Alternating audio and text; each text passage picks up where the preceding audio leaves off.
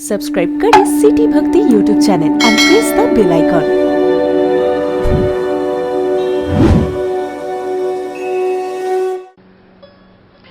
आपको याद होगा बेटे, बालासिनोर की ही कथा, बालासिनोर में कथा हुई, गोकुलेश वहीं की बात थी।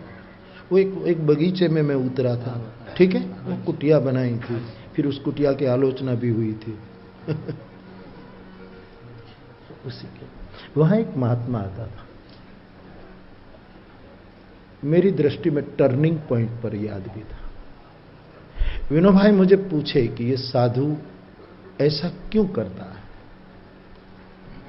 उसको मेरे पास अच्छा लगता था अवधूत था। मेरी दृष्टि, मेरी आंख जितना पहचान सके इतनी मैं बात करूंगा।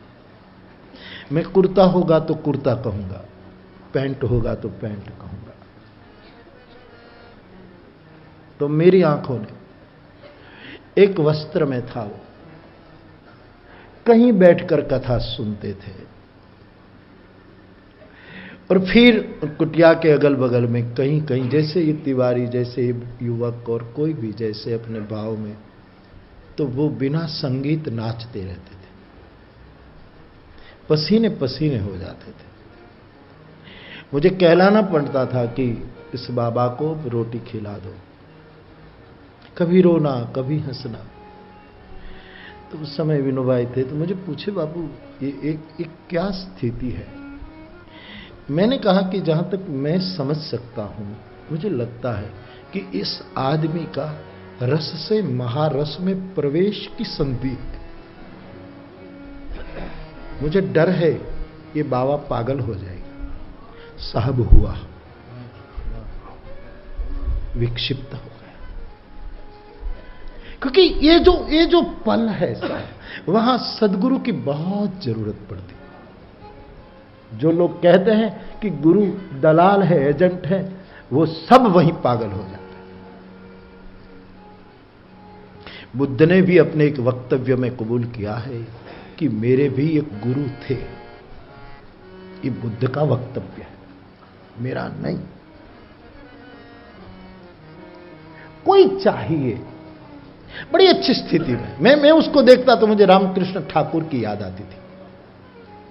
7-8 दिन मैंने मेरी कुटिया के अगल बगल में उसको घूमते देखा, न हमने रोका, लेकिन जब बार बार पूछा गया तब मुझे लगा कि इस महापुरुष की ऐसी अवस्था है।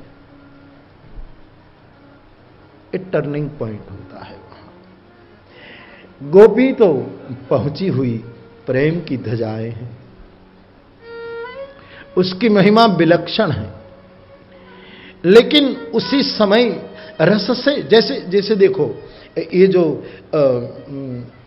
जो स्पेस में लोग जाते हैं, हाँ, तो पृथ्वी का जो गुरुत्वाकर्षण है उसको पार करके स्पेस में जाना, ये तो यान में ऐसी व्यवस्था होती है। एक बहुत बड़ा विस्फोट होता है, बहुत ऐसा ही होता है साधना। रस के क्षेत्र को पूर्ण करके जब कोई महारस, देखो मैं कथाओं में कहता हूं कि रावण महारस में जा रहा था, भगवान सुबेल पर्वत पर थे, और रावण इतने डूब गया था नृत्य में, और सही में ये नृत्य तो बहाना था, ये आदमी महारस में डूबा जा रहा था। भगवान को लगा कि ये टर्निंग पॉइंट है, लीला खत्म हो जाएगी, इसलिए उसी समय सोए सोए राम जी ने तीर उठा करके रावण के महारस को भंग कर दिया। किन्ह महारस भंग। एक आदमी इतने भाव में जा रहा था, प्रभु ने क्यों विक्षेप कर दिया? अभी वो क्षण नहीं आई थी। गोपीजनों का ये 18वां श्लोक रस से महारस में प्रवेश की एक बहुत नाजुक क्षण है।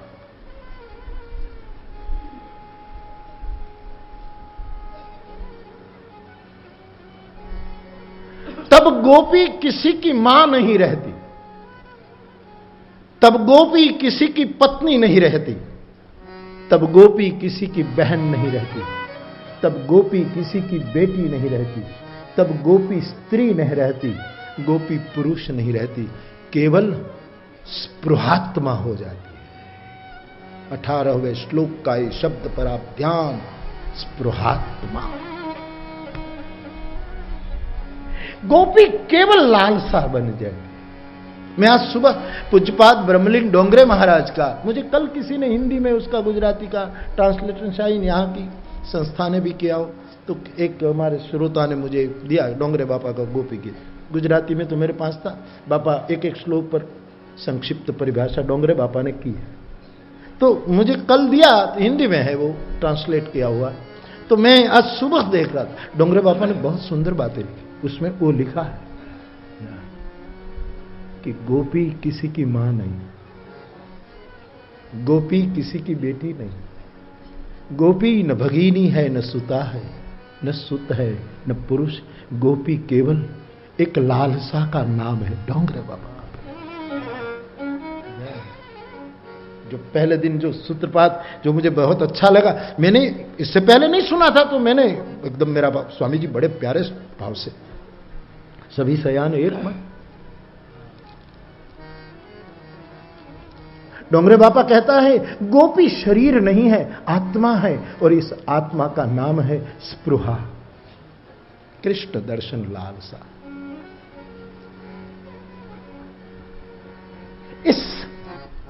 इस स्पृहा का नाम गोपी। मुझे बड़ा बाबा का निवेदन बड़ा, न वो स्त्री है, न पुरुष है, न किसी की, अरे किसी की मां होती तो दायित्व का प्रश्न आता, किसी की पत्नी रहती तो पातिव्रत धर्म की जंजीरें लग जाती, किसी की मां होती तो वात्सल्य रोकता, किसी की बहन होती तो कुछ न कुछ रोक लेते। बड़ा प्यारा अद्भुत निवेदन। गोपी, लालसा का नाम ही गोपी। एक स्पृहा जगे, उसी का नाम गोपी है। हां, हम चर्चा कर रहे थे बुद्धिमानों से विरोध न करें, मूर्खों से विरोध न करें।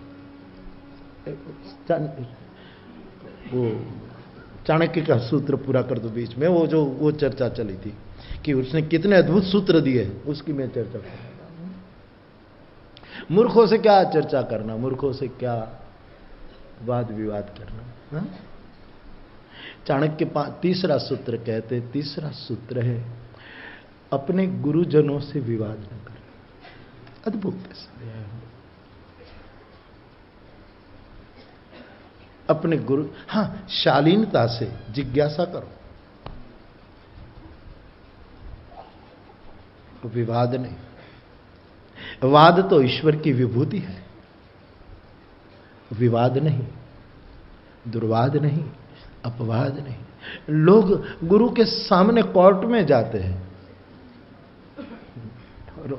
हद तो तब होती कि कोर्ट में तो जब आप केस दाखिल करेंगे तो नाम तो लिखना पड़ेगा ना, तो लिखेंगे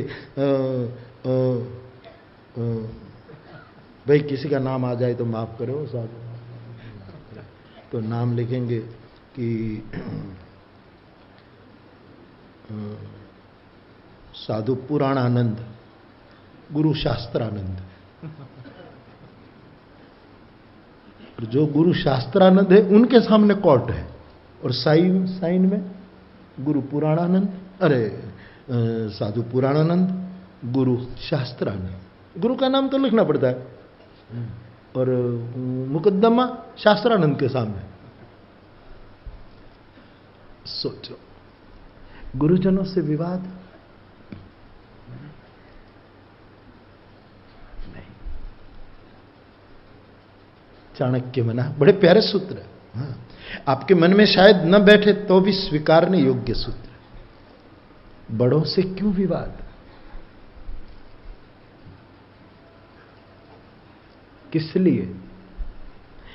वो बड़े हैं, वो भी उनकी एक लायकात है। उम्र में बड़े हैं, चलो सामान्य बात, फिर भी बड़े हैं। युवान भाई बहनों को मैं बहुत प्यार से कहना चाहूंगा, इसलिए कल भी कह रहा था, बड़ों की इज्जत करो, इससे विवाद न करो। लोग कहते हैं हमारे हमारे बाप से हमारी बनती नहीं।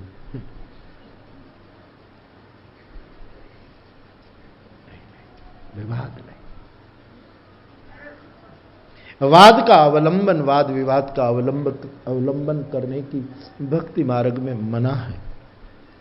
वादो नावलंब्य, नारद भक्ति सूत्र में कहते हैं विवाद मत करो, न बुद्धिमानों से, न मूढ़ों से, न गुरुजनों से। चौथा सूत्र है न अपने मित्र से, मित्र से विवाद न। हाँ, विनोद करो, मजाक करो, ये ठीक है, विवाद नहीं। देत लेत मन संकल्प, बल अनुमान सदा, विपत्ति काल कर सतगुण नेहा, श्रुति कह संत मित्र गुण एहा। मित्र से विवाद नहीं। मित्र का यहां दो अर्थ है। मित्र मानी अपना फ्रेंड, अपना सखा, जिससे हमारा सख्य है। और मित्र का दूसरा अर्थ है सूर्य। सूर्य ની સામે गुजराती में क्या है, सूरज ની સામે धूल न उड़ाड़ाय, अपनी आंख में ज आवे। मित्र से। और बहुत सार्वभौम बात आखिर में चाणक्य ने लिखी है, आपको जो प्रिय लगते हो संसार में, कोई भी वल्लभ शब्द का प्रयोग किया है, आपको संसार में जो प्रिय लगते हो, इनसे कभी वाद विवाद मत करना, क्योंकि आपको प्रिय लगते हैं। आपको कोई व्यक्ति प्रिय लगती है, कोई सूत्र प्रिय लगता है, कोई घटना प्रिय लगती है, कोई स्थान प्रिय लगता है, तो उससे विवाद न करो। प्रियता और विवाद साथ कैसे रह सकती?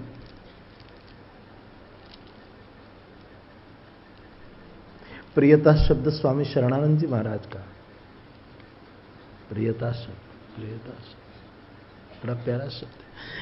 आज मुझे किसी ने स्वामी शरणानंद जी का एक संस्मरण दिया है, उसमें पूछा है कि इसमें जैसे दीनदयाल जी कभी कभी मुझे देते हैं कि बापू ये सूत्र हैं, उसमें आपको कुछ विशेष कहना है, ऐसा कभी कभी वो कह देते हैं, तो फिर मुझे जो लगता है सो मैं कहता हूँ।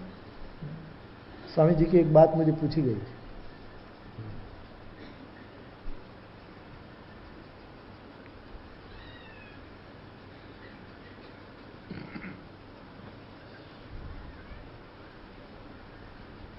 स्वामी जी कहते हैं, पूछा है आपने कि रस प्रियता में है, रस प्रियता में। इसका मतलब यह है कि जिसमें हमारी प्रियता होती है उसमें हमारा रस होता है। अब कथा में प्रियता है मेरी, तो मेरा रस उसमें होगा। आपको कथा श्रवण में प्रियता है तो आपको उसमें रस आएगा। कथा श्रवण में आपकी प्रियता नहीं होगी, उद्देश्य आपका कुछ और होगा, तो रस नहीं आएगा, आप रसहीन सुनेंगे। जैसे सती की कथा में प्रियता नहीं थी, तो वो कुंभज ऋषि के आश्रम में कथा सुनने को बैठी रही, लेकिन प्रियता नहीं प्राप्त कर पाई, रस नहीं पा सकी प्रियता के अभाव में। तो अच्छा जो पूछा है वो बड़ी प्यारी चीज है कि स्वामी जी कहते हैं कि रस प्रियता में और प्रियता आत्मीयता में। शरणानंद जी भगवान बड़े प्यारे महापुरुष, मुझे याद करने में रस आता है, ऐसे जागृत पुरुष। जय कृष्णमूर्ति के साथ जो चर्चा कर सकता है वो कोई सामान्य बाबा नहीं रहा होगा साहब। और वो जिसको मिल जाए उसको कहीं भटकने की जरूरत भी नहीं। भिक्षा ले लो कहीं से, थोड़ी थोड़ी बात और है, लेकिन महाप्रसाद तो उसका ही होना चाहिए। पहुंचे जहां आपके सदगुरु पहुंचे, कोई भी हो, उसका महाप्रसाद, उसके सामने सब फीका है साहब।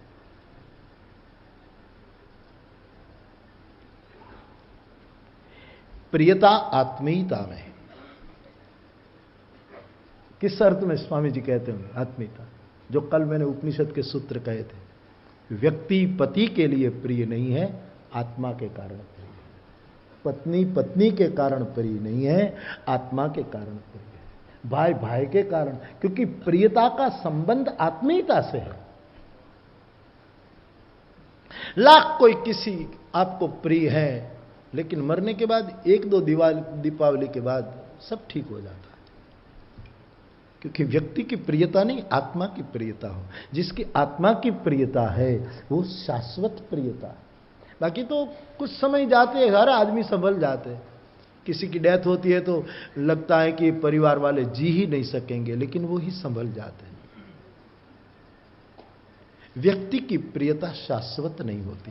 प्रियता आत्मीयता है, आत्मा की प्रियता। फिर स्वामी जी कहते हैं, उसने कहा, लिखा, प्रियता आत्मीयता में, आत्मीयता विश्वास में। आत्मीयता विश्वास में। हमारी आत्मीयता कभी कभी संदेह में हुआ करती है। हम संदेह को इतनी आत्मीयता से पकड़ते हैं कि ये संदेह हमें मार देंगे, फिर भी छोड़ते हैं। आत्मीयता विश्वास में। कबीर कहते हैं, मैं तो हूं विश्वास में, मोको कहां ढूंढो रे बंदे, मैं तो हूं विश्वास में। न काबे न काबा कैलाश में, मैं तो हूं आत्मीयता विश्वास में। कभी कभी हमारी आत्मीयता और चीजों में हो जाती है, संशय में हो जाती है, वहम में, भ्रम में, मोह में, भ्रांतियों में हमारी आत्मीयता हो जाती है। स्वामी जी ठीक कहते हैं, आत्मीयता विश्वास में, विश्वास श्रद्धा में। कहां विश्वास? श्रद्धा में। भवानी शंकरो वंदे श्रद्धा विश्वास। विश्वास कहां रखना? श्रद्धा। बड़े प्यारे सूत्र। विश्वास श्रद्धा में, और श्रद्धा आस्था में निहित है। स्वामी जी कहते हैं श्रद्धा आस्था में निहित है। अब पूछा गया व्यासपीठ को कि उसके आगे कुछ है? अब इसमें जोड़ना मुश्किल है कुछ, क्योंकि स्वामी जी ने आखिरी बात कह दी। रस में प्रियता, प्रियता में आत्मीयता, आत्मीयता विश्वास में, विश्वास श्रद्धा में, श्रद्धा आस्था। बड़ा प्यारा शब्द है आस्था, बड़ा।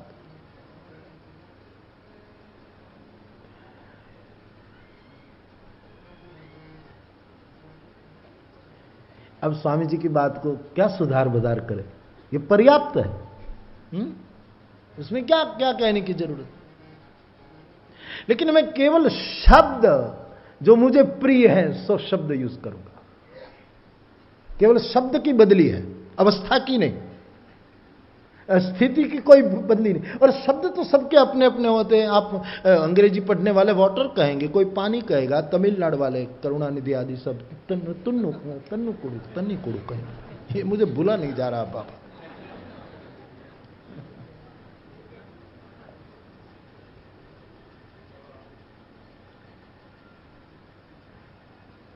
चहत बारी पर भीति उठा था, पानी पर भीत करी, ऑलरेडी राम कर चुके हैं।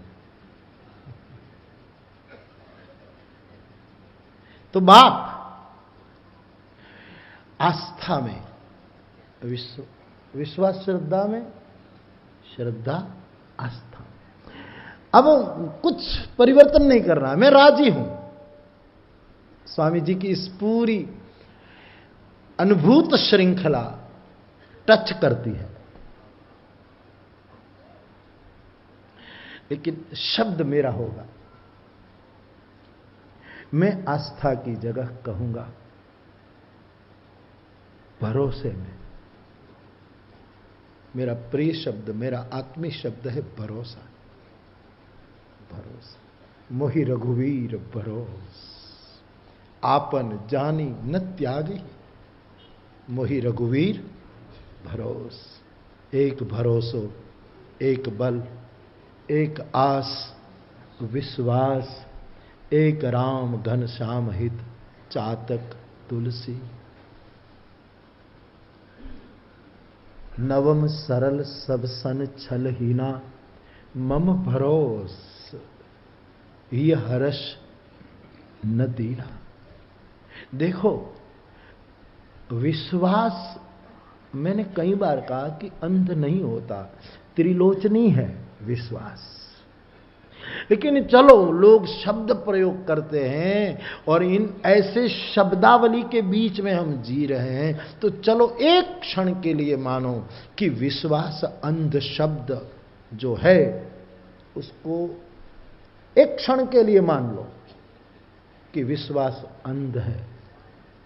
विश्वास अंध है चलो, लेकिन भरोसा दृढ़ है। सूरदास अंध है, भरोसा दृढ़ है। सूरदास प्रभु द्विविध आंधरो,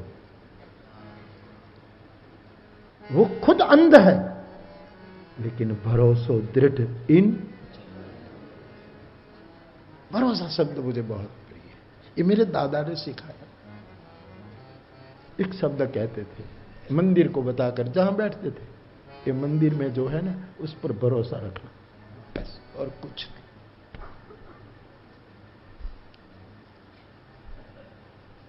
भरोसा। मेरे फिर गोस्वामी जी आए जीवन में दादा की कृपा से, और वहां तो भरोसा ही भरोसा ही भरोसा ही भरोसा ही, विष्णु सहस्त्र नाम की तरह चलता है भरोसा।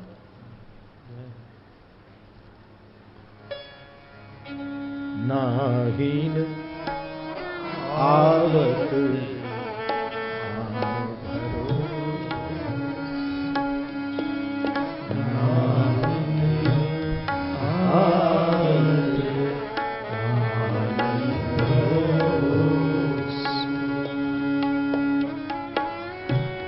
यह काल सकल साधन तरु, यह कलिकाल सकल साधन तरु, हे श्रम फलनी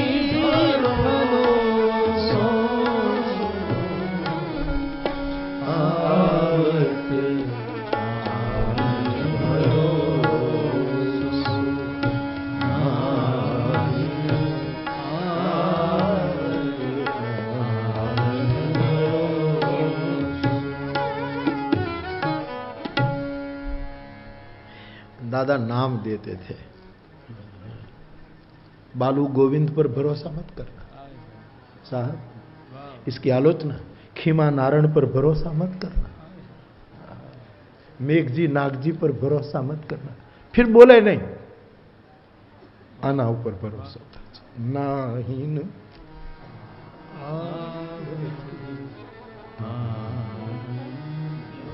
और सदगुरु के वचन पर जिसको भरोसा नहीं, सब कुछ होते हुए डूब जाएगा। और जिसको भरोसा है कुछ न हो तो भी तिनके की मदद से तैर जाएगा। भरोसा। स्वामी जी आस्था शब्द का ये अपना उनका मौलिक शब्द है। और स्वामी जी ने एक बार कृष्णमूर्ति को कहा था कि जिद्दू, आप जिसको लाइफ कहते हैं उसको मैं परमात्मा कहूं तो आपको कोई आपत्ति है? आप जिसको जीवन कहते हैं उसको मैं परमात्मा कहता हूं। मैं स्वामी जी को कहूंगा कि भगवान, आप जिसको आस्था कहते हैं उसको मुरारी बापू भरोसा कहे, आपको कोई आपत्ति है? अट्टहास्य करेंगे, मुक्त हास्य करेंगे, उसको कोई आपत्ति नहीं होगी। ये मेरा प्रिय शब्द है, भरोसा। नाहीन क्योंकि ये हमारे जो मैंने आज जो नाम लिए हमारे बुजुर्गों के गांव के नाम, बालू गोविंद हमारे गांव के एक प्रतिष्ठित वडील थे, उसके घर का रोटला हमको आता था। एक खीमा नारायण हमारे गांव के सरपंच थे, उसके ये सब बड़े बुजुर्ग बहुत काम करते थे, सेवा करते थे दादा की, पिताजी की, लेकिन वो नाम लेकर कहता कि आखिर में ये काम नहीं आएगा। જેનું ધૂપિયું ફેરવો છો એના ઉપર ભરોસો રાખજો, जिसकी सुबह शाम आरती करते हो उस पर भरोसा। ये बोलने वाले काम नहीं आएंगे, ये चुप बैठे हैं ना वही काम कर जाएंगे साहब। ये मुखर लोग नाहीन आवत आन भरोसे, यह कलिकाल सकल साधन तरु, यह कलिकाल सकल साधन तरु, यह कलिकाल सकल साधन तरु, हे श्रम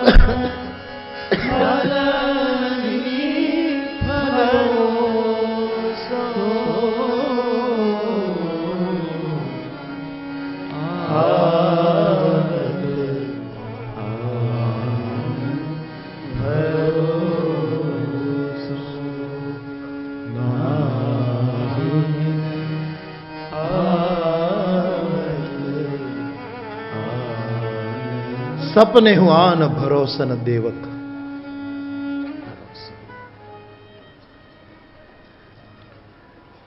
आपका शब्द आस्था है,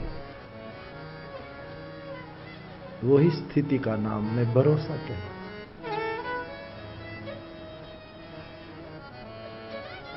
आपने कभी सोचा है मेरे भाई बहन, भक्ति मार्ग में वैसे दिला कोई पाप नहीं है, लेकिन भक्ति मार्ग का एक पाप है, भरोसे से च्युत हो जाए।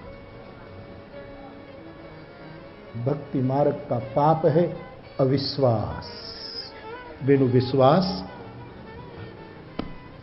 दीनदयाल जी ज्ञान मार्ग का कोई पाप नहीं, लेकिन ज्ञान मार्ग का पाप है भेद बुद्धि। ज्ञानी आदमी जब किसी को तिरस्कृत करे वो उनका पाप है।